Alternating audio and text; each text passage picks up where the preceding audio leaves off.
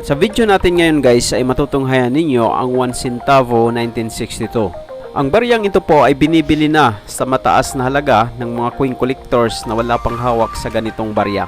Kung nasa magkano na po ang collector's value ng mga baryang tulad nito at kung papaano po tayo magbibenta ng mga ganitong coins, ito ang aalamin natin dito sa video ito. Kaya guys, panoorin ninyo hanggang sa dulo. Itong baryang 1 centavo na nakikita ninyo ngayon guys, ay kasama po ito sa English series na ginawa mula 1958 hanggang 1963. Itong 1 centavo po ay ang pinakamaliit na ginawa sa series na ito. Ngunit kahit napakaliit ng baryang ito, ay mataas naman po ang kanyang collector's value sa panahon ngayon.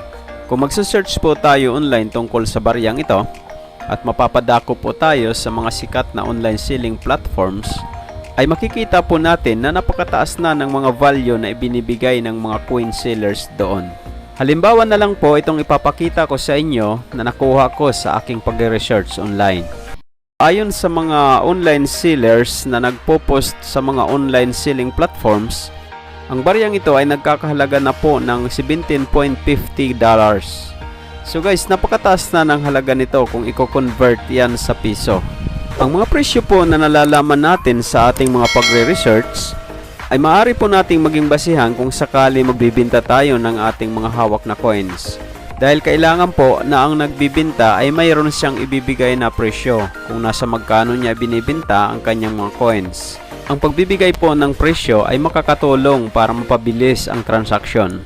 Napakaraming paraan po ang pwede nating gawin para makapagbenta ng ating mga coins. Pero ang napaka-importante dito ay ang magkaroon po tayo ng contact sa ating pagbibintahan.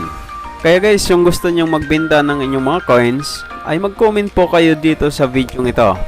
At kung okay lang din po sa inyo, ay mag-post kayo ng picture o video ng inyong mga coins doon sa Coin Collector TV Facebook page.